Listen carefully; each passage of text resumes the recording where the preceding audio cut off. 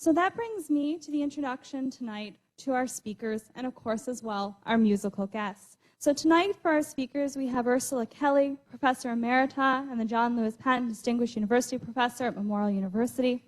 And we also have Megan Forsyth, current Assistant Professor of Ethnomusicology at Memorial School of Music. Ursula and Megan are wonderful and frequent collaborators, and their research and work on the history of logging and of music is the subject of the talk that they have come here tonight to share with us. This includes various projects, most notably, of course, informing some of the, or no, not all of them. You know, they're all notable, of course, but I'm speaking, of course, of their recent book, The Music of Our Burnished Axes, which was, of course, selected for the Cultural Connections Program of the Government of Newfoundland Labrador as curriculum resource for all provincial schools. They are joined tonight in their presentation by musician, speaker Daryl Brenton. Daryl is a mild-mannered science teacher by day, and by night he casts off his teaching duties and dons the role of the thespian, and he'll be joining us speaking various parts for tonight. And we're, of course, also joined by Jim Payne. Jim Payne is an award-winning performer and collector and producer of traditional Newfoundland music, as well as one of the province's most prolific songwriters. And he's also, of course, the owner and operator of Sing Song Inc., a record label and website with over 50 titles that reflect musical experiences of the province. And in addition to teaching courses of traditional music at Memorial School of Music, Jim has appeared in most of Rising Tide Theatre's annual reviews and performs regularly as well with his longtime musical partner, Fergus O'Byrne, as well as a busy solo performer. And I want to note that we do very fortunately have some of the musical CDs and items belonging to Jim Payne for sale outside. So if after the performance perhaps you're feel inclined, please feel welcome to stop by the table. So on that note, I want to bring us to our talk that these wonderful collaborators are going to be giving for us today. And that is mentioned in songs and stories of early 20th century woodsworkers of Newfoundland and Labrador. The talk and presentation tonight will recall and celebrate Newfoundland and Labrador's rich history of lumbering and logging as told through songs, tunes, and stories and photos of early woodsworkers. There are speakers and our musicians draw on archival and new recordings, and we'll, of course, have live performance elements tonight. And on that note, I want to turn things over to our speakers, and I know we are all very eagerly awaiting their talk, and I want to thank them for their time and hand it right over to you.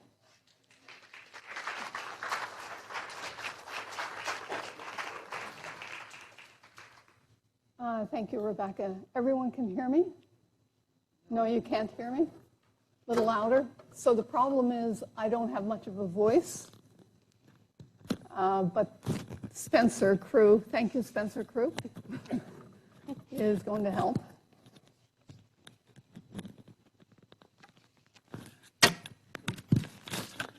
That's one way to get out of this. Don't you laugh. Now can you hear me? A little better? Okay, so I apologize. My voice likely will break, but I don't have to sing, so that's a blessing. We're very pleased to be here tonight, and thank you for the introduction, Rebecca. We will start with a song. We'll start with Jim Payne with a couple of verses and a chorus of a song that's very familiar to most of you, I'm sure. And you probably all know it, so sing the chorus.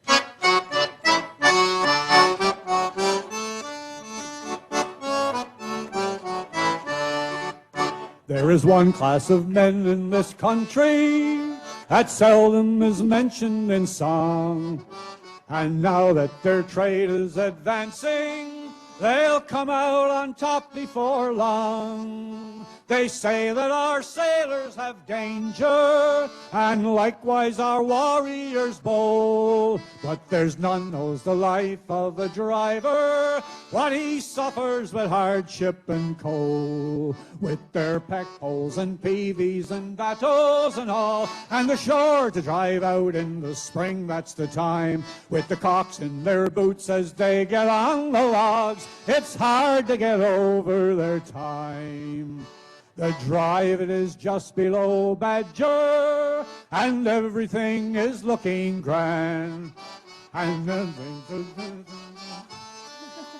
we're Ronald Kelly in command, for Ronald is boss on the river, and I'll tell you he's a man that's alive.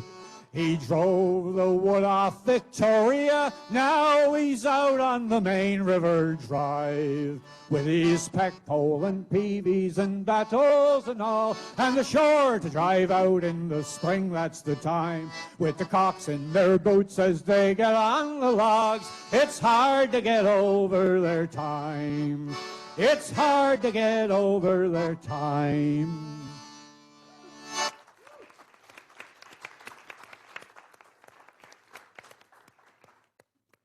No, Ronald Kelly is not a relative. He is from Gambo, and I'm from Gambo, but we're not related that I know of. The Badger Drive, composed in 1912 by John Valentine Devine of Kings Cove, is our best-known locally composed Woods song. But there were many other songs written and composed about Woods' work in the first half of the 20th century. Devine's prediction that our loggers would come out on top never really materialized. And while our loggers and lumberers have been mentioned in song, these songs have not been mentioned much at all. John Ashton was the first folklorist to study the songs of our woods camps and the industrial context out of which they arose. He chided earlier folklorists for ignoring the significant contribution of Woods' work to the vitality of our folklore tradition, and for failing to recognize Woods camps as the key song exchange sites that they were. Ashton calculated that of the total of songs identified by folklorists researching here, only 2% were related to Woods' work, a gross underrepresentation of the musical productivity of this occupational sector. In the 1980s, Ashton collected several locally composed Woods songs, thereby adding to the small existing repertoire that included, for example, the Badger Drive, Twin Lakes, and Tickle Cove Pond. He also provided the first analysis of Woods songs in the context of camp culture. As importantly, through his teaching, Ashton encouraged student collectors to attend to this tradition, thus ensuring that additional locally composed songs were recorded and archived. In the past decade, Megan and I have kind of taken the baton from Ashton. Our research has resulted in several publications intended to preserve and reignite interest in the cultural legacy of our Woods workers, their original songs, stories, poems, letters, and memoirs. The 27-track CD and booklet set, that's a shot from Terra Nova, by the way, mentioned in song, released in 2014, is the first recorded collection of Woods songs of Newfoundland and Labrador, with 23 original archival tracks and 4 new recordings.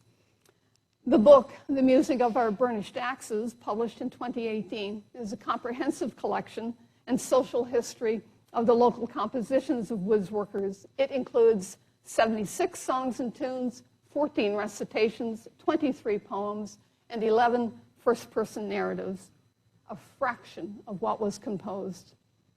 The accompanying CD and booklet, released in 2021, contains 21 new recordings from the book, and Jim's company, Sing Song, distributes both mentioned in song and burnished axes online and out on the table.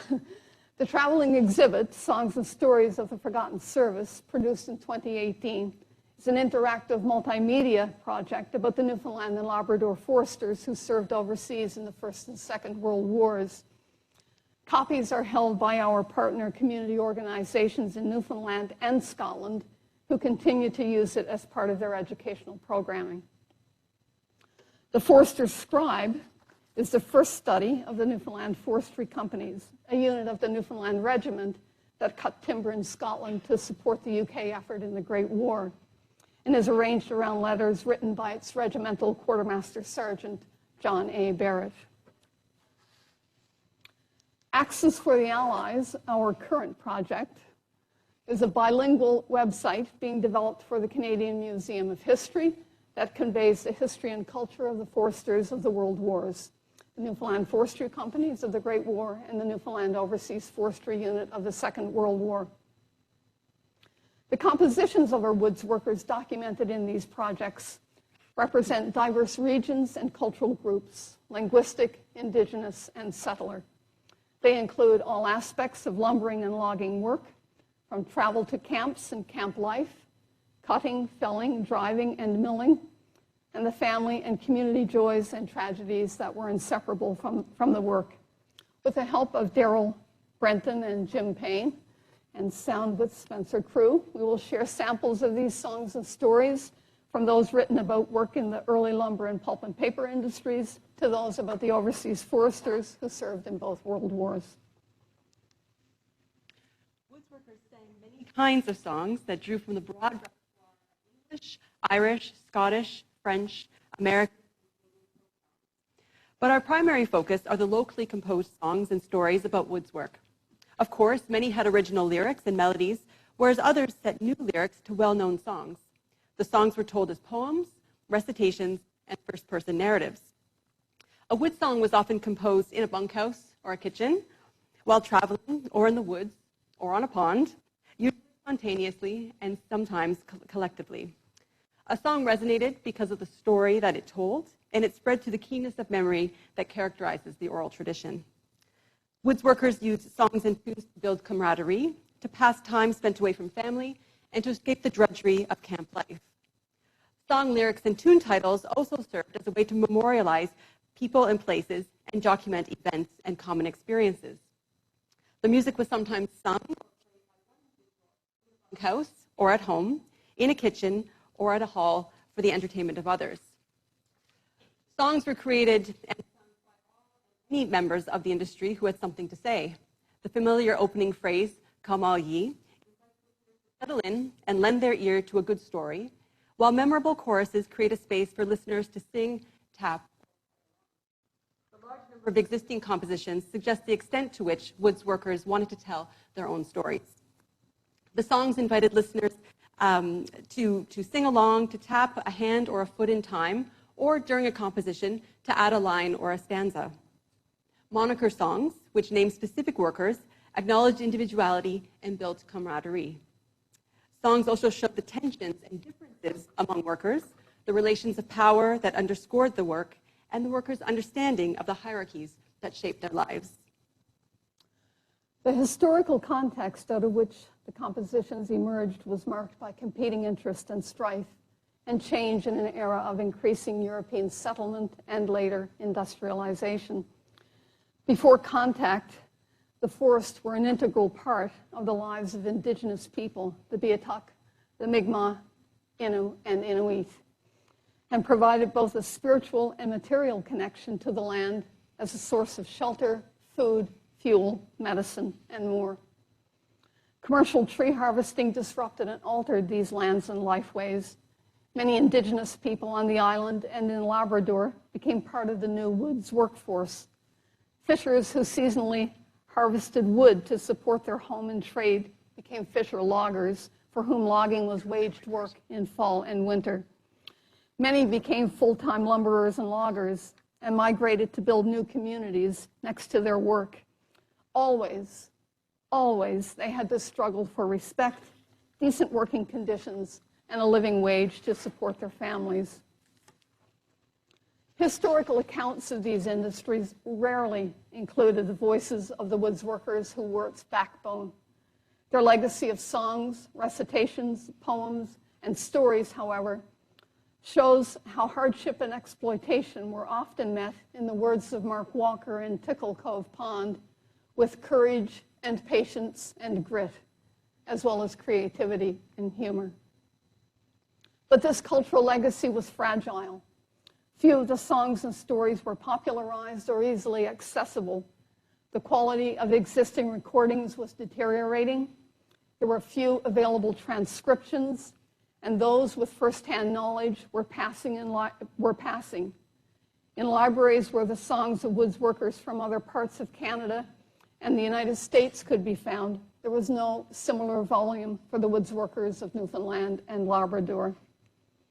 Our research addresses this historic oversight, and despite the challenges created by the passage of time, presents the voices of our woods workers as heard through their own compositions.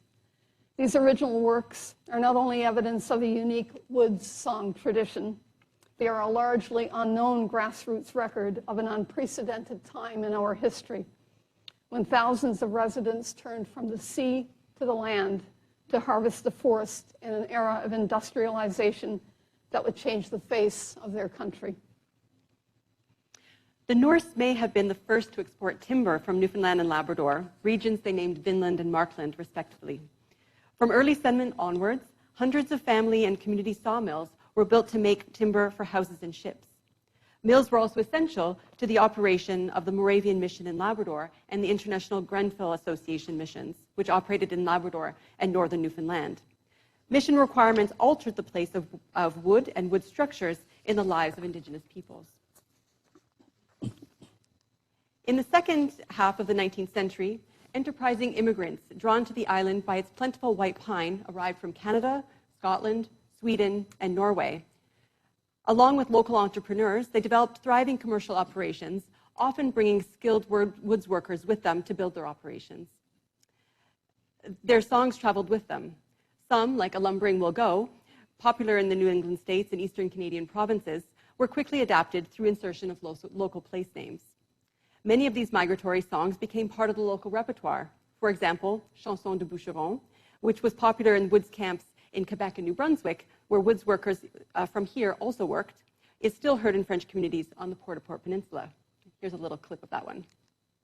Ces trois jeunes garçons partaient pour long voyage, pour un...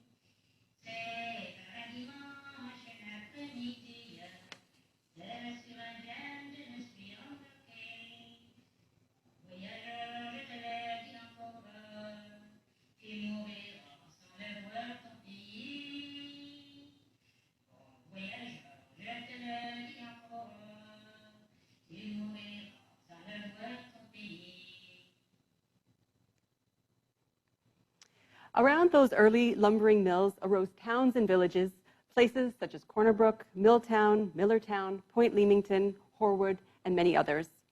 Back then, white pine was plentiful and large, with some measuring 3 feet in diameter. But by the early 1900s, it was overharvested and diseased, and sawmill activity began to wane. Enter the pulp and paper era. The first pulp mill, although short-lived, was built in 1897 at Black River, Placentia Bay. In the early 20th century, 2 large pulp and paper mills were built, with the first opened at Grand Falls in 1909 and another in 1923 at Corner Brook. The plentiful spruce and fir were harvested throughout the country for pulpwood in what singer Omar Blondal called the business of making the paper. Thousands of woodsmen found employment in the hundreds of camps operated by the Anglo-Newfoundland Development Company and the International Pulp and Paper Company, purchased in 1938 by Bowater. Songster and poet Lem Snow of Deer Lake described the early logging scene in his poem, Logging 35. And we're lucky that Jim set it to music.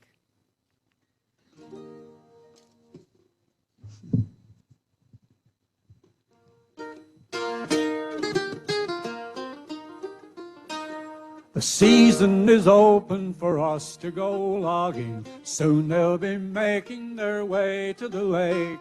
And soon as they're able to sit to the table, you will hear some folks shouting, pass down the short cake. Before they are hired, they must visit the doctor, who sends them along under A, B, or C. And if they're infected, they're sent home rejected. They can't go to work with a rating of D.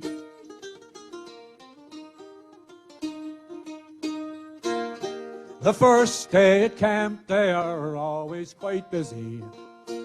And out in the forepeak you'll see every man, 4 bucksaws and axes, tobacco and matches, and other small items supplied from the van. Then early next morning the skipper will take them to a spot in the forest where they will cut wood. They'll strip to their braces with smiles on their faces when they are assured that their chances are good.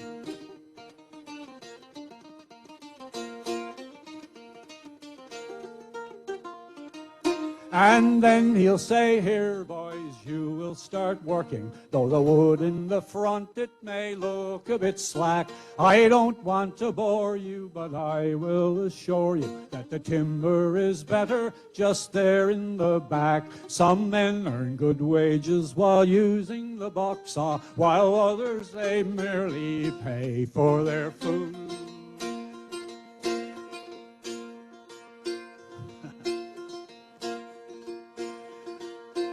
While others, they merely pay for their grub.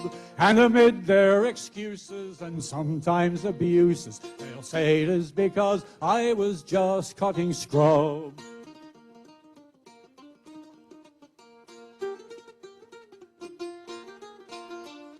Each camp has a date when the wood will be measured. The scaler arrives, and with him the boss. On each pile of lumber he places a number and blesses each bad junk with a sign of the cross. The flies will be buzzing around them this summer, and many quaint words every logger will say. I'd advise every fella to buy citronella to smear on his face. It will keep them away.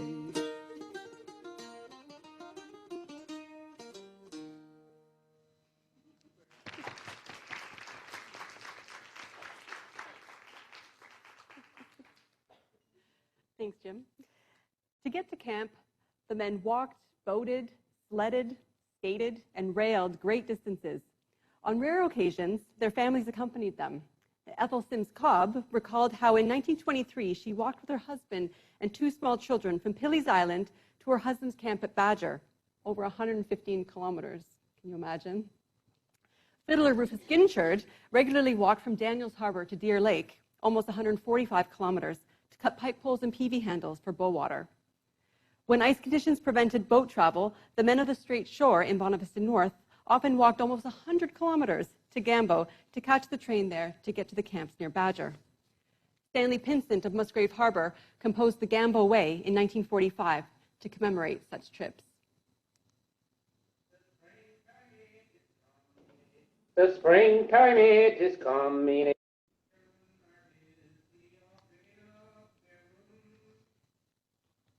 We can bump the volume up there.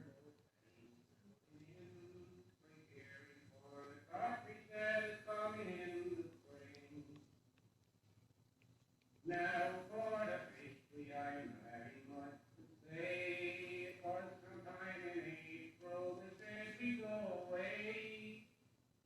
We got a job at Silvercrest, waiting for a call. He was supervisor on the road of going through the fall. Now boy, the ice condition is going to Newfoundland way. Our time it was a limited on the 6th of May. We went to see the skipper and the words begin to say, you better try him pivot and we'll go to Gamble Way.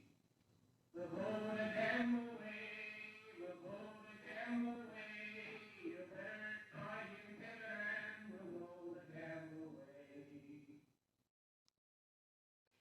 But getting to camp was only half the battle. The work was hard, the wages were poor, and living conditions crude.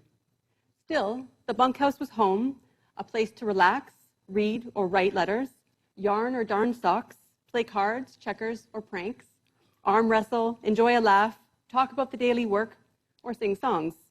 Many compositions recounted the injustices associated with the work. One such song, Bucksaw Blues, is a cautionary tale. It was written by Eugene Hutching of Cowhead in the 1940s. Here's an excerpt of the song performed by Daniel Payne, Stephanie Payne, and their father, Obadiah Payne Jr.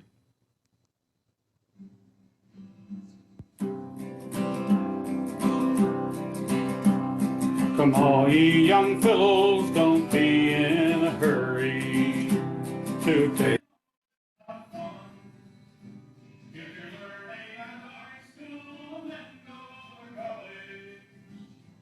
Don't swing the box out like we fools have done. You go in the woods and swing the old box out. For 50 a cord in the lowland you see. Swamp your own road for the same amount of money. That's where the contractors get in on me. We pay our union $4 yearly. It'd be better for us if we spent it any clear. For the tango would go down with wages worked daily. We're fighting to keep, but our union is there. While songs were usually unaccompanied, loggers sometimes made mouth or gob music. As well, instruments such as the mouth organ, accordion, fiddle, banjo, jaw harp, or later, guitar were common at camp. Everyday items such as spoons, bones, and combs were also used to produce musical sound. And there were homemade instruments of cans and strings. Pat Marsh recounted a story about a fiddler from Lourdes who, along with another fiddler, found themselves at camp without an instrument. That's worse than being there without an axe. Necessity being the impetus for musical invention, they quickly built one from prune boxes and constructed the bow using alder and horsetail hair. Other times, the loggers used work tools as musical instruments, such as saws or whatever other one was available. Moses Harris of Lethbridge was an accomplished saw player. Jabez Preston of Trinity, Bonavista Bay, described a logger who provided bunkhouse entertainment with vocal mimicry. Nighttime, eh? He'd get the stools out and he'd have a sawmill. He'd make all kinds of sounds with his mouth, his voice, like sawing a log, like you hears in a sawmill. Sometimes he'd strike a knot and he'd have a different sound, eh? Yeah, every time he'd strike a knot, he'd make a different sound. But you swear to Christ, he was a sawmill. The early recitation, Birch Rind Pete, shows us another side of bunkhouse life. Birch Rind Pete was a bum complete, a ragged, lousy tramp. He had filthy clothes and a big red nose when he struck our logging camp. And like a hungry Turk, he inquired for work. And the foreman took him up. And he gobbled hash with a hungry dash of a half-starved husky pup. Now in the bunkhouse warm, where the bedbugs swarm, Pete soon began to sweat. And a smell arose that'd curl your nose. Sure, I can smell it yet. The boys awoke and quickly broke for the door and the open air. They stood outside and argued, "Boys, we couldn't have him there." By the bunkhouse door, we talked it over, and each of us felt mad that the lousy bum was allowed to come with that awful smell he had, and bunk with us, the lousy clout. He stayed inside and snored. And after a spell, it was cold as hell, and we were getting bored. So we figured it out, that just about the thing to save our hides was to fire the shack and not go back till it was purified. So, Hemlock Hatch, he struck a match and knelt down be the door. But as he knelt, the smell he smelt completely killed him o'er. Flat on his back, went through the crack and over the threshold wide. The bedbugs poured in an awful horde to reach the air outside. Now, Birch Rind Pete, whose smelly feet nearly brought his end. He escaped that fate and lived to rate each man of us as friend. For the bedbugs poured in an awful horde to catch a decent Bret, and not one went back to plague that shack. The darn things froze to death.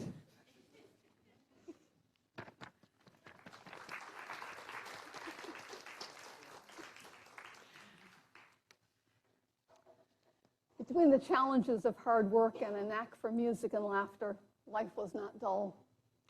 Jim White of Flat Bay composed the Peelwood Song in the early 1930s, a moniker ballad about a crew from Flat Bay and St. George's and the antics associated with loading and transporting the very slippery peeled wood, that is, pulp grinder ready wood debarked at the point of harvesting.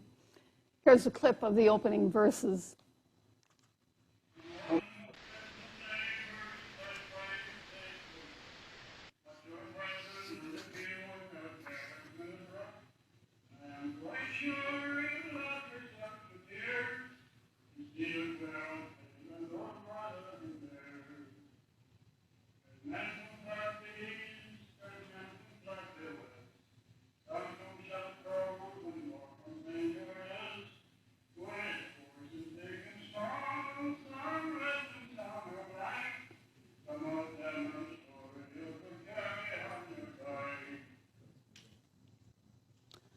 One of our favorites is a lively account of an incident at North Twin Lake involving some loggers and, wait for it, a keg of beer.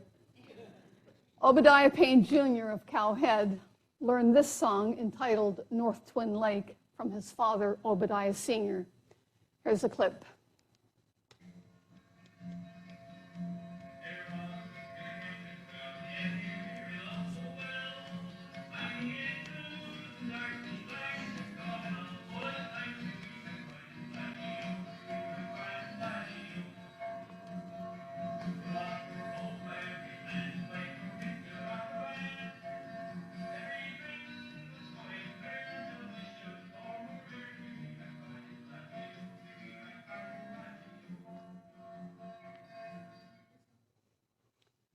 That one's like the Badger Drive. You don't want it to end, right? But we had to go home at some point. Logging and lumbering were primarily men's work, but women also had a role in that work. Women often tended the family wood supply. Of note, two women, Catherine McLean Murphy and Zipporah Steele, owned and operated a mill at Glenwood. In northern Labrador, families, including women and children, participated in wood collection. In the woods camps, women sometimes worked as cooks, clerks, and domestics. Families visited the camps, and in some of the contractor camps, families lived and worked side by side. Bridget Travers of Coachman's Cove describes such a family camp and its web of relations in her song, Slaughter Cove Pond. To trace the relations, there's daughters and sons, there's nephews and uncles and their grandsons, mother and husband and their son-in-law, such a tangle of tangles no one ever saw. Children were sometimes born at family camps as well. Ethel King said of her time at a family camp at Minchin's Cove, Bonavista Bay, Best winters I ever spent in my life were those 11 winters, because we used to have dances, singing songs and scoffs and blessed knows what. Make your own fun, that's it.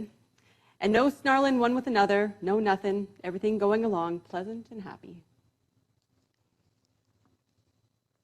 In the early 1900s, the Grand River Pulp and Lumber Company brought its first cash economy to Labrador and built its first company town with a church, school, and store at Mud Lake, which the company renamed Grand Village.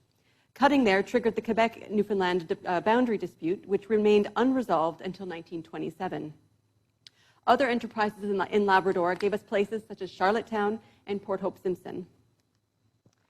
The Labrador Development Company began operations at Port Hope Simpson in 1934. As in fishing, loggers from the island went on the Labrador to harvest timber.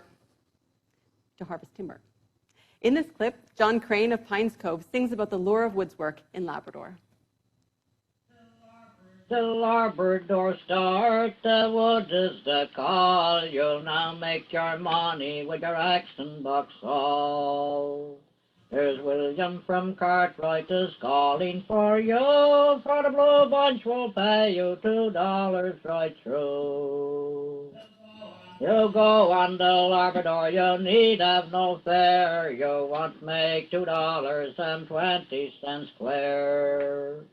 You can do that in Dare Lake where the chances so poor, but I guess we do better down on the Labrador. In a piece published in 1988 in Them Days magazine, Albert Dalton tells us a little more about working for the Labrador Development Company in the mid-1930s. The camp was logs with moss dug between the cracks. The bunks was just like a big stand, 6 feet to 6.5 feet wide. Everybody, as they went in, picked up an armful of boughs and stitched them in, which made it fairly springy. And everyone had a shavings bag. That was 2 bags, 2 brin bags put together, and you'd plane a stick and put some shavings and boughs in together. Then you was all lying around like people laying in a common grave. We used to have a couple of square dances going on every night. We had some of the fellows dressed up that looked like girls because you had to be able to tell the men from the women for dancing. The fellows that were supposed to be the women would have something tied around their necks or on their heads, or probably they might have something tied around their waist. One time, somebody wanted a haircut. Well, somebody had a pair of scissors, so we started cutting. But instead of cutting a regular cut, Buddy was cutting away, and the fella said, "What are you doing with me?" He said, "Ah, boy," he said, "I'm giving you a real trim." Well, he got the clippers, and he started at the front and went right to the back. So then they had to cut it all off. Well, that was a good idea. So everybody decided to get theirs cut the same way. Well, everybody except for one guy. But we had the majority, so he was going to get his hair cut whether he wanted to or not. Well, he chased him around the camp for an hour until he grabbed him, put him in the chair, and held him there, and then started the cut from the front to the back. The fun part of it was when Lou Budden, the foreman, and his second-in-command came back. They couldn't tell who was who because everybody looked alike.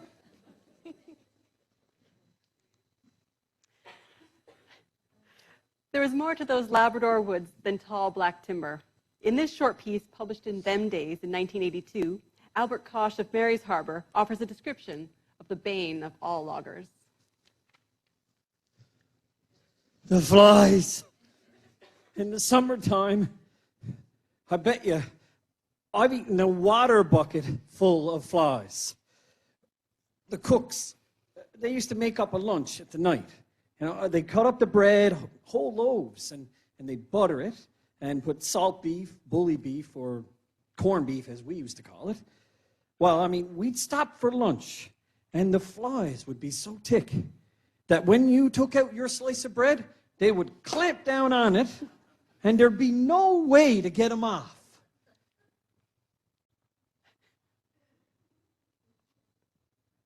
They're right sweet, they are. We was working right along the banks of the lake and the stream. We knocked down the wood, and the flies were so thick that they'd come right at us. I mean, I know people who were bleeding the whole day, and you just had to stick it. I mean, there was nowhere else to go. Mosquitoes at night and the black flies during the day. I guess the mosquitoes were the night shift crowd.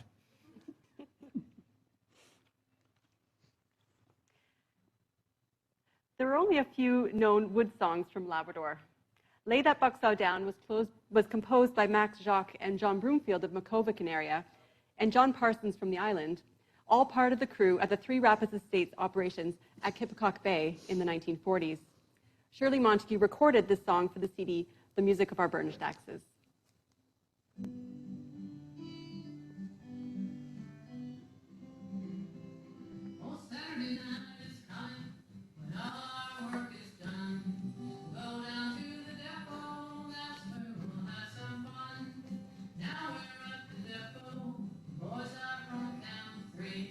Waiting for the shooting next comes on Christmas Day.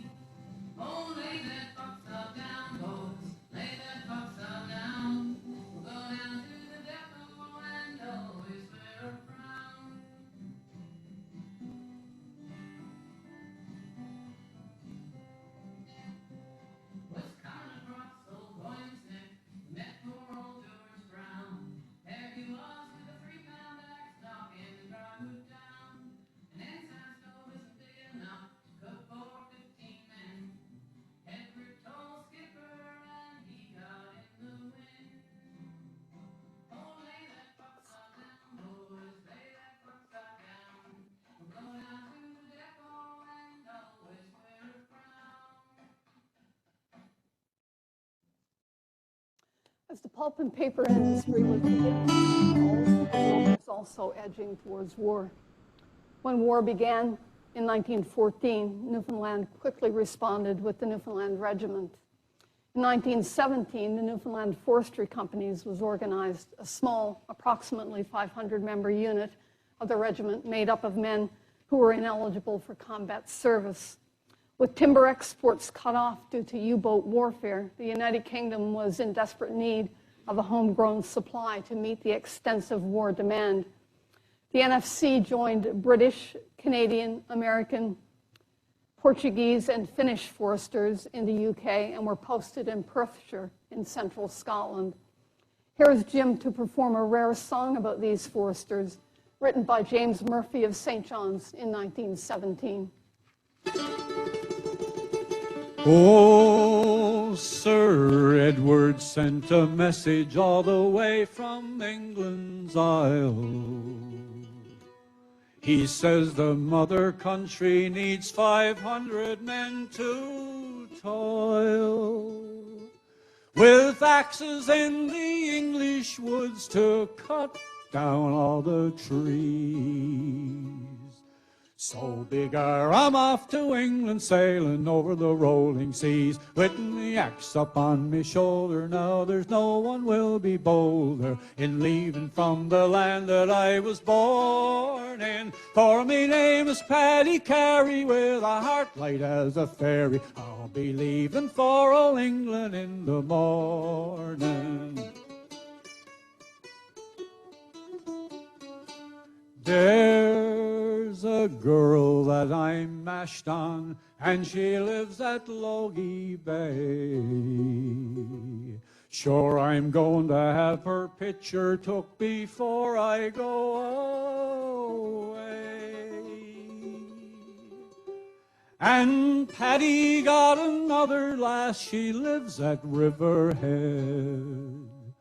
Last night when bidding her goodbye, now this is what he said, with me axe up on me shoulder. Now there's no one will be bolder in hoeing from the land that I was born in. For me name is Paddy Carey, with a heart light as a fairy. I'll be leaving for old England in the morning, with me axe up on me shoulder. Now there's no one will be bolder in leaving from the land that I was born in. For me name is Paddy Carey, with a heart light as a fairy. I'll be leaving for old England in the morning.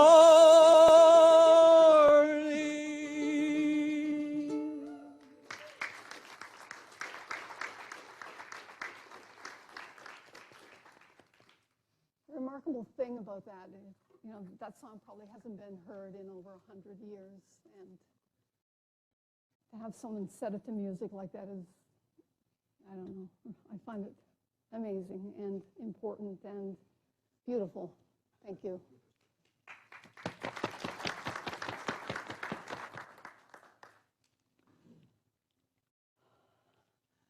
And moving. Regimental Quartermaster Sergeant John A. Barrett of Curling wrote many letters that described work and life for the NFC in Scotland. This Barrett letter is dated December 2nd, 1917, about 4 months after the unit arrived in Scotland. To the lovers of the art of lumbering, to those whose hearts are wrapped up in the work. The operations being carried on here are very interesting. It's no ordinary method of labor, because our camp is conducted along military lines. In the early morning, the men are awakened with the stentorian voice of the orderly sergeant for the customary ablution, after which they are all paraded for breakfast. At 7 a.m., the men are again paraded, and after roll call are marched off in squads to work under the care of the NCOs. At dinner time and tea time, when the men come back in from work, the same routine is performed. Once the men get into the timber belt, they make the forest echo. With the hiss of a saw, the ringing clang of a smiting axe, the crashing of fallen trees, the harsh voices of the lumberjacks, and the 101 sounds of bustling activity which belong to a lumber camp in full work. All who visit our camp declare themselves amazed at the amount of work being done. At the mills, they stare and wonder at the creaking machinery.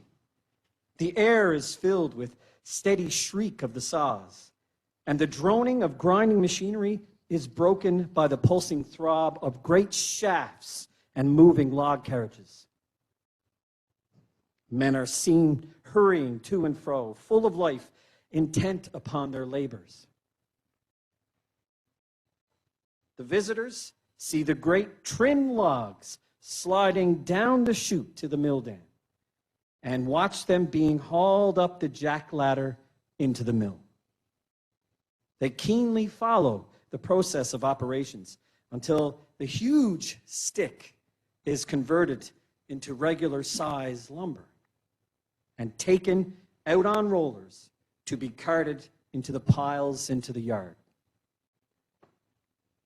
The newness of it all thrills them, and they extend congratulations for the work we are performing. The Foresters were treated well by the Scots, who also understood their longing for home. John MacDonald, the postmaster at Dunkeld, near where the Foresters worked, penned a poem to honor them that he entitled An Ode to Newfoundland. Here are a couple of verses.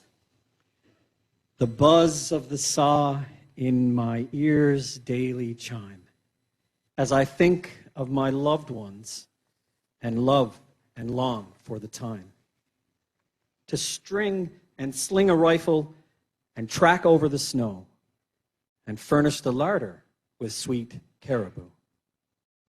When war's blast is over, we'll sail for our homes to Harbor Grace, Grand Bank, Burin, and St. John's, where flags shall be floating and bells ring with joy as parents greet their sons and each sweetheart her boy. Several of the Great War Foresters returned with brides, including John Barrett, who married poet Ina Constance Culbert of England. They settled in Curling and raised a family of 4. An established poet, Ina wrote and published poems earmarked by a deep love of her adopted country and became known as Newfoundland's unofficial poet laureate. During the Second World War, approximately 3,600 men volunteered for the Newfoundland Overseas Forestry Unit, a civilian unit that was quickly formed at the onset of war. The NOFU operated over 70 camps in the United Kingdom, most in Scotland. They caught the attention of the UK press, who were interested in their self-made camp entertainment, as well as their work skills. The boisterous ditty, The Boys from Newfoundland, was often sung in the camps and cited in news accounts. Here's Jim with a few verses.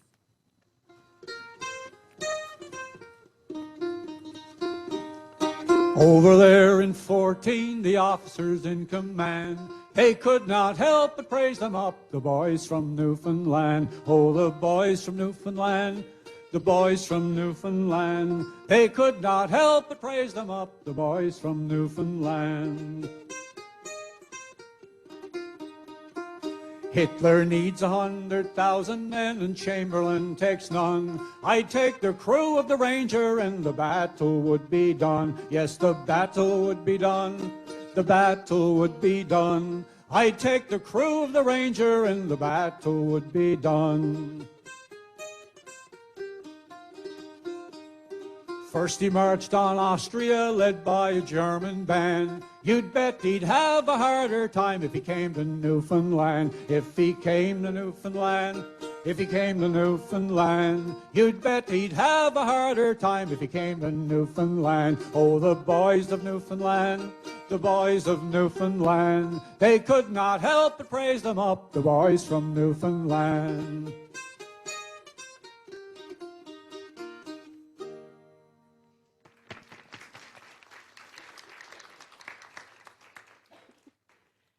taste of camp life was captured in a nearby forest, an account of an early no-foo camp in Northumberland in the northeast of England, prepared by George Pollard for the News Chronicle in London and published on December 23, 1939.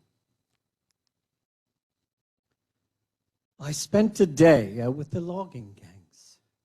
They were out at 7 a.m. and worked till dark. The men are sent in parties to the plantations where felling is going on. To see them handle their peavies, to shift the fallen trees, is to watch an expert job. When dusk falls and the axes no longer ring across the hills, the men get back by lorry to their camp, 19 miles from nowhere, in the wide open spaces of Northumberland. A wash, a feed, and oh, how they eat. And then for the night's fun. They do not play darts or sing jazz, and cards, poker, and spoilt fives is a bit tame. So they make their own entertainment. First, the glove work warmed up the party and set the mouth organs going in the long wooden hut. And when the boxing boys had packed up and the solo dancers got to work, until the perspiration streamed down their bronze faces. Now, for a change, we gathered round the piano and sang their colonial songs. The Trinity Cake, Star of Logie Bay. They made the roof ring with favorites of the far-off forest shacks in their own home country. We'll rant and we'll roar like true Newfoundlanders, they yelled. And by request, one of the fishermen loggers sang the squid jigging ground, squidfish being used for bait along the bays. All sorts of figures with squid lines and jiggers, they congregate here on the squid jigging ground. Now, perhaps the jolliest part of this happy colonial evening in the backwoods of Britain was the round dances. A score of hefty fellows weighing up to 14 stone went through the old-fashioned English dances. These young giants partnered with each other in the lancers and quadrilles, whizzed one another around while 100 admirers stamped and clapped, and the mouth organ maestros blew themselves into a frenzy. Jackboots banged on the floor, sweaters were discarded, the noise was deafening. And suddenly, a quick word from Captain Turner, and silence. Lads, lights out soon. Are you ready? The crowd surged to the piano, and they sang their own anthem, which Cavendish Boyle wrote. When sun rays crown thy pine-clad hills, and summer spreads her hand, when silvern voices tune thy rills, we love thee, smiling land. And after which, they sang another anthem with equal fervor. God save the King. The songs of home were not the only hallmark of the no-foo. They craved their home diet of codfish and other small pleasures. A regular supply of tobacco was essential. In his collection entitled Victory Poems and Other Verse, no-foo member Harry Carter of Greenspond penned many poems about his time in Scotland, including these lines from Kinlochlegan.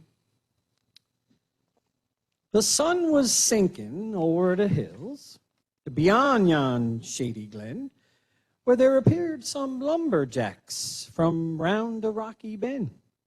They were unusually quiet, and no one even spoke, since just returning from the store, they couldn't buy a smoke. As cigarettes were rationed, and so were matches too. 'Twas no surprise that our boys were feeling kind of blue. But soon the gloom had vanished when a chap came down the way with a carton of tobacco he'd received from home that day. And so the boys lighted up and said, "There'll be no begging." Will merrily they strolled along the shores of Keenloch Lagan. With all the combat-eligible men away at war, there were many more women than men on the home front. In both wars, women entered non-traditional jobs, including forestry. In Scotland, the Newfoundland foresters worked side by side and socialized with the so-called lumberjills of the Women's Forestry Service of the First World War and the Women's Timber Corps of the Second World War. Now, courtship was a key preoccupation of many of the foresters. In his book, Plants and Roots, Ian Ballador of Ballador, Scotland, recalled how residents of Scottish communities came together to supply some of the necessities of courtship for the Nofu. The first thing the young loggers wanted was to be decently dressed for their Saturday nights out. A small car laden with suits, despite the clothes rationing, made the rounds of the logging camps. Trade was brisk. The next big purchase was a bicycle to get to the dance with his new suit on. That was a little more difficult because bicycles were rationed at 2 per shop per month. However, there were no restrictions on bicycle parts. And our happy bicycle agent was soon mass-producing cycles in his back shop to try and meet the demand. Now, Newfoundland at that time had few roads. The result was that the Newfoundlanders had to learn to ride their new bikes, and in so doing, entertain the whole village. Our bicycle manufacturer, faced with warranty claims on damaged bikes, got around the problem by lending out older, stronger bikes for his customers to practice on. It all seemed to work. By war's end, there had been almost 400 marriages of Nofu members and Scots women. Nofu members Jim and Pat Carew of Cape Broyle composed the only known song about the Nofu, entitled The Forester's Song. Pamela Morgan arranged and recorded it for Mentioned in Song. And here's an excerpt.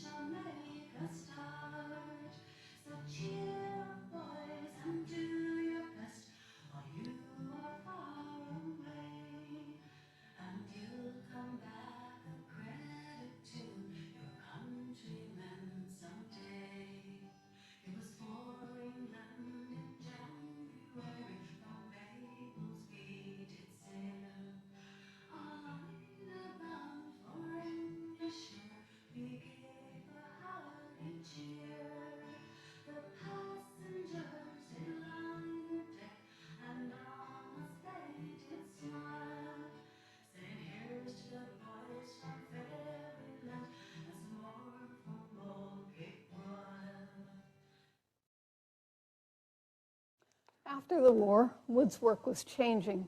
Mechanization was reducing the number of workers in the industry, and machine noise made on-site song production unfeasible. As well, camps were more easily accessible by road, lessening the long periods of isolation, and radios had become ubiquitous, displacing the camp performers as the key source of entertainment. That's okay. No, really, go ahead.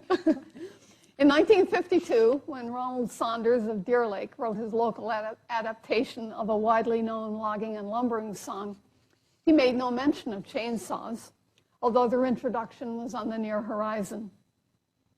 Like John Devine a half-century before him in The Badger Drive, Saunders also unabashedly praised the company for which he worked, Bowater. Here are Sherry Ryan, Andrea Monroe, and Maria Cherwick of the group Flower Hill performing a clip of The Logger's Alphabet.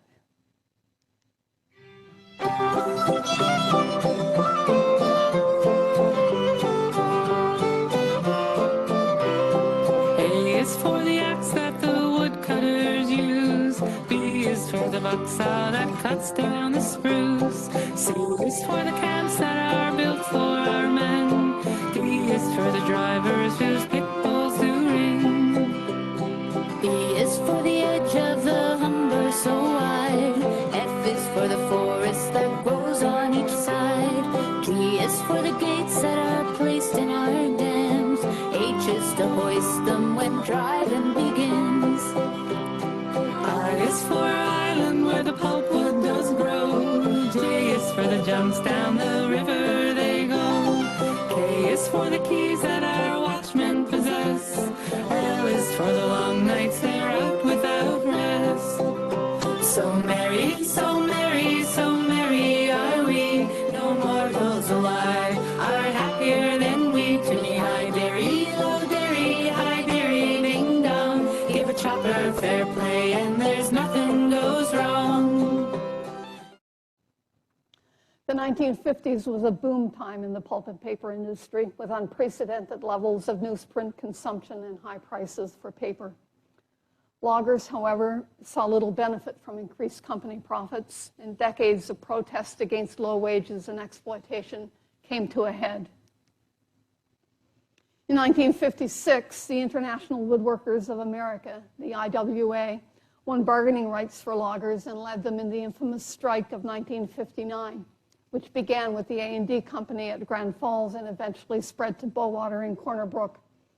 There was great strife in the new Canadian province as feelings hardened and divisions arose in families and communities. There were terrible tragedies, including the lesser-known loss of 3 loggers in an accident at Norris Point Wharf on their return home from camp following IWA job action.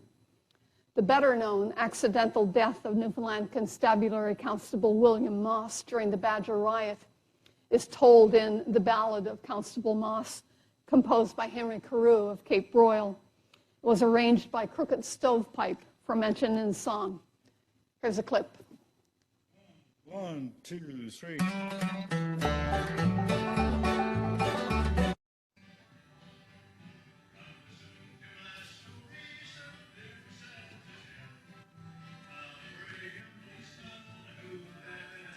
Can't turn this.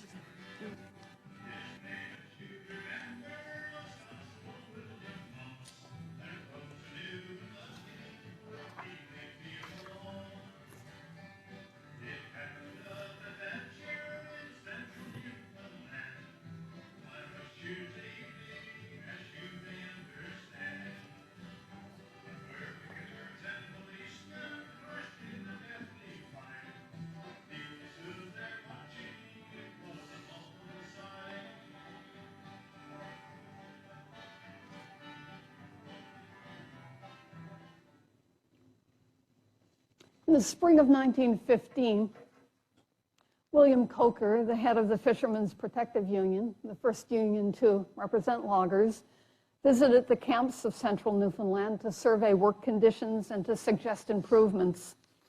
He wrote observations on bunkhouse conditions, food quality, wages, and more.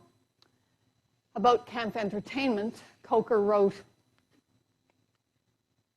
I would like to see a gramophone supplied each camp for use at night and Sundays. If the companies were to arrange to have a package of records reach each camp once or twice a week, the logger's life would be a little brighter and more pleasant.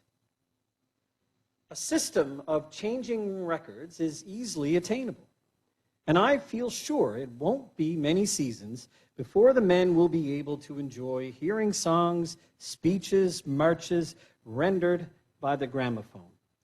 And when that day comes, camp life will be envied instead of dreaded.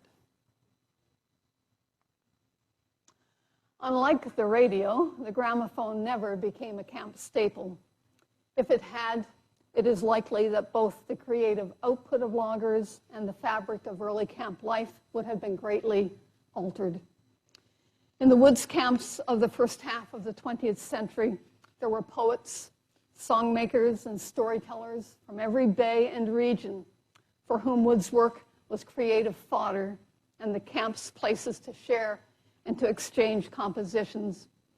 Whether writing about travel, camaraderie, and work, as Donovan Burke did in his song, Loading the Tractor Sleds Up with Fred Small, or about the impact of company closure on communities, as did Alexandra Poole of St. Louis, Labrador in Starvation Song, or about a significant mill anniversary, as did former Hollyboo chief and now Assembly of First Nations regional chief Brendan Mitchell did in his song, Hum on the Humber.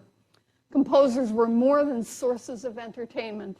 They were the social historians of these occupations and industries. Their compositions are documents of an era, and as such are invaluable musical and storied pages in the history of this place. Thank you for joining us tonight. We conclude our presentation with a clip from a rare 1951 recording of a bunkhouse chorus heard at Bowater Camp 29, District 4, and broadcast on CBY's Woodland Echoes, a radio program designed especially for woods workers and their families.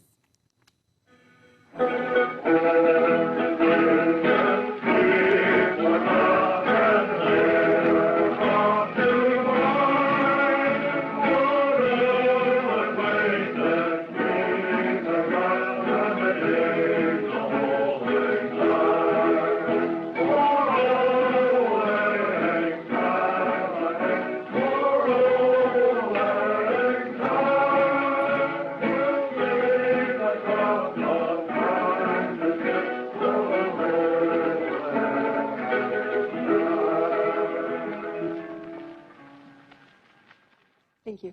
Thank you.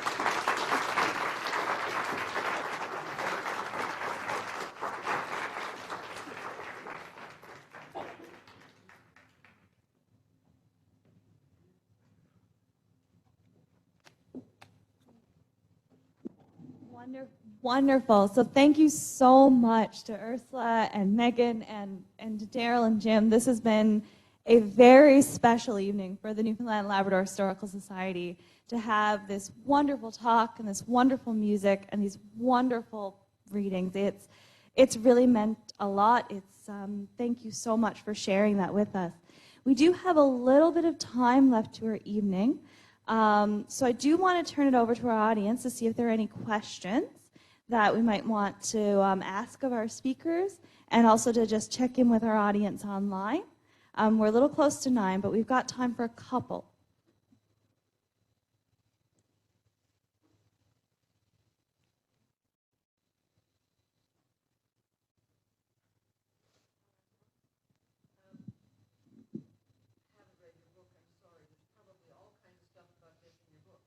Oh, we don't take questions for people who haven't read our books. I don't blame you. Are there any songs that were written by people during the IWA strike that don't just mourn the passing of Constable Moss? Like, is there anybody who wrote a song talking about the conditions that provoked the strike? Any other songs about the strike? One second. I'm just going to repeat the question so the people online can hear. So we have a question from the audience about whether or not during the IWA strike, if there were any other types of songs aside from the ones written about Corporal Moss that you might be able to talk and speak to. Yes, in a nutshell, there were many. Some of them came from great Pilley's Island songwriters. Many of the songs, certainly the ones from Pilley's Island, were very much resistant to the dominant narrative, the one that Smallwood promoted, et cetera, et cetera. But some of the ones that came later were mourning the damage done to communities and to families by the divisions created by the strike. And then there were other songs that came later. We call them commemorative songs that were written about that time with a more distance perspective and a more analytic perspective. And they were songs about, for example, Landon Ladd and his very important, significant union-raising role. So yes, many. And I think there were probably, and many, many more. But there was also a prohibition, I think, that was felt by many to not speak about it because it was contentious, it was difficult, and when it was over, it was sort of left alone. Yeah, yeah. Can I just add something to that? Yeah, Please. sure, it'd be great. Sorry. There were, certainly where I grew up, there were a lot of songs. A lot of the people there were part of the strike, including my father, my grandfather, a bunch of uncles and so on. And to this day, there are songs that were composed about that strike that are still sung frequently in family gatherings and when people get, shed parties these days. I mean, they, used to take place in people's houses. But there were quite a lot of songs, and as you were saying, there were subsequent songs that sort of lamented the divisions and so on. But the pain of it all is still palpable by some of the people who are still alive, who were young loggers at the time, and when those songs are being sung. Thanks, Jim. All right, just one moment. We have one question online, and then we'll go to our audience again. Mr. Lilly? So the question is, this material calls out for dramatization. Are you aware of any drama created about the lives of the woodworkers?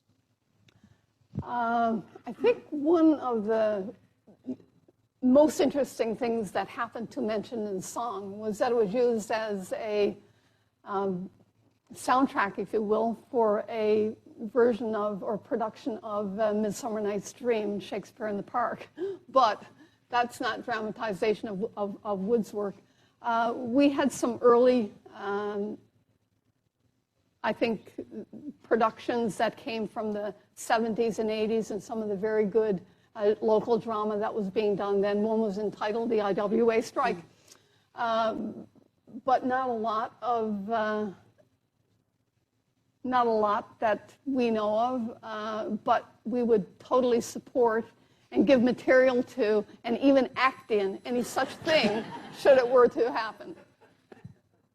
That's wonderful. I know we have a couple online, but I believe we have one or two in the audience there. I think I saw earlier. I know we have this lady here, and okay, we'll do you first, and we'll.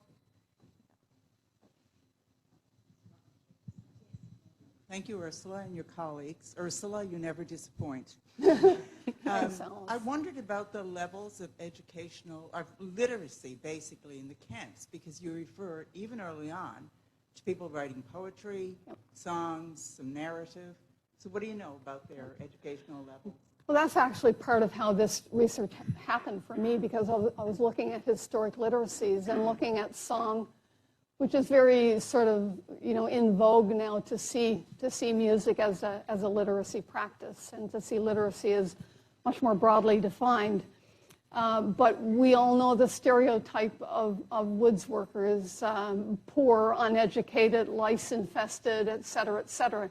And one of the things that we were very interested in doing was challenging that stereotype and showing that their creative instincts and their creative composition showed that they were great critical thinkers, but also very well able to articulate what was happening to them and articulate the kinds of work that they were doing and the experiences that they were having. The camps were very interesting places. There weren't just songs happening there. Men were coming to camp. They were sharing books. They were teaching one another to read. They were reading to one another. They were writing home. They were helping one another write home. So there was that whole level of things that I think really extended the possibilities of literacy, the literacy practices that were available, and it was done collaboratively and collectively. So there's that piece of it too. But I think that in the end, there are so many dimensions to that question, Alice, because there's the common story of families taking their children and going into the woods and then not going to school. We don't hear about the school cars that brought the books and the teachers to students so much. And we don't hear about the teachers who went into the camps and were paid by families and communities to teach their children while they were in camp. And while that might not be universal in terms of Wood's work in the first half of the 20th century, it was a significant part of how families kind of allowed themselves to go into the woods and to ensure that their children had some level of education. It's a great question. Thank you for it. Thank you so much. We have another one here, and then we'll round out our evening with a couple from the online chat. I'm just wondering, in terms of, I have an interest in lived religious practices. Can you hear me? Not very well. Okay. Is that better? So I'm interested in sort of lived religious practices. And one thing I'm curious about, was there evidence of hymn singing by people going about their work in terms of Sabbath keeping, hymn singing in groups, informal religious ceremonies on Sundays that you've discovered in your work? Yeah, sure. Yes, yeah. We found lots of examples of, especially hymn singing, and a lot of, in some cases, new lyrics set to well-known hymns and that kind of thing. Yeah, so many different examples of that, and many religious references in a lot of the songs as well. Do you want to speak to the Sabbath? Yeah, and of course, hymns were one of the most popular songs, kinds of songs sung in the camps. But to your point about preachers and pastors and religious sorts, yeah, they visited the camps every Sunday or Saturday, and services were held, and it didn't matter what religion the clergy represented. All the men went to the services, and they all sang hymns together, and they shared in a really ecumenical environment, I think. And again, it's one of those stories that isn't well told or isn't well known about, but it would make a great piece of research. That they still prayed and sang together, absolutely. Yeah. The Mention in Song has 4 new arrangements because it was primarily a CD that was devoted to restoring archival songs that were in grave danger of not being able to be heard. But we Bev Diamond's here. Bev Diamond was at MAP at the time, and we, the three of us, constructed that soundtrack. And we went with 4 new arrangements, and you heard a couple of them. You heard clips from a couple of them tonight. But one of the new arrangements was when the call is made up yonder. Roll. When the roll is called up yonder. Yeah, I'm really tired. Plus, I don't sing that hymn. But yes, when the roll is called up yonder, and it was done by Newman Sound Men's Choir. I did say that part, right? But one of the reasons we wanted that song as part of Mention in Song, and reviewers said, what's with that hymn? Well, here's what was with that hymn. It was popular with the men, and it tipped sort of a tip of the hat to a fundamentally important part of the song tradition of loggers. Great question, thanks. Wonderful. And so I just have 2 questions now from those who have joined us online. So first is from Margot Dooley, who has the stories of discrimination, particularly faced by Mi'kmaq, men who were in the logging industry. And she's wondering, particularly, does any of that or commentary about racial attitudes or what have you, does that come out in any of the songs? Yes. It does. There are stories in the music of our burnished axes that do deal with the discrimination of the Mi'kmaq in particular. I'm thinking of one by Les Paul, and we do know that was, Megan and I write about this and talk about this. We do know that was a virulent part of camp life. The social divisions didn't stop at the camp gate kind of thing, right? There is reference in a couple of the songs to a racial divide at a camp on Grand Lake.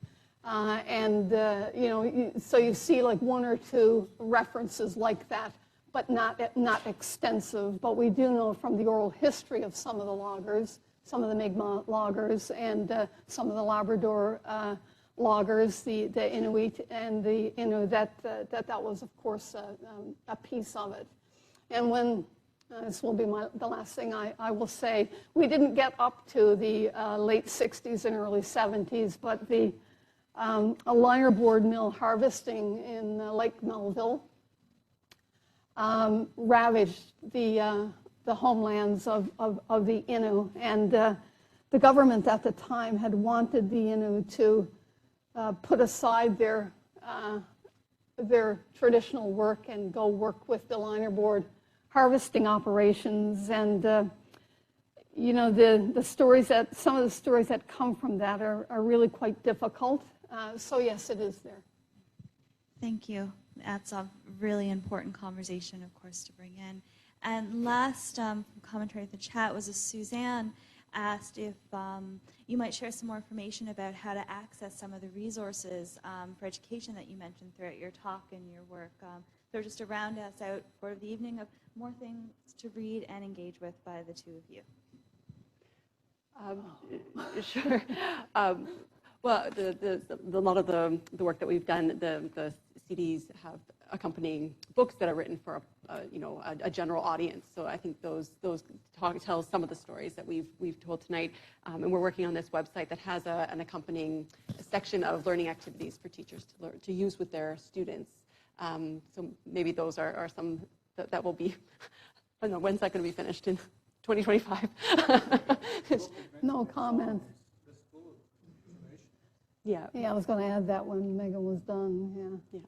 So Mention in Song and Burnish Axes, both the CDs have booklets with them. Okay. And of course, those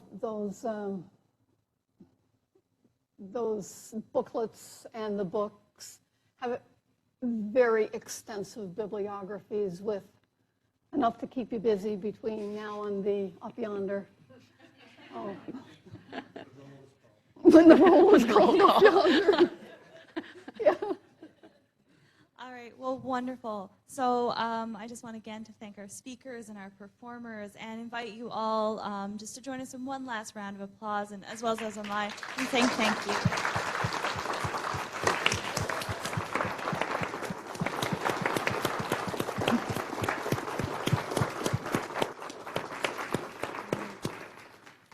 Thank you. All right, have a wonderful night, everyone. We hope you'll join us when we're back with our lecture series in January. We'll be in touch by email. Have a wonderful holiday season and a safe drive home.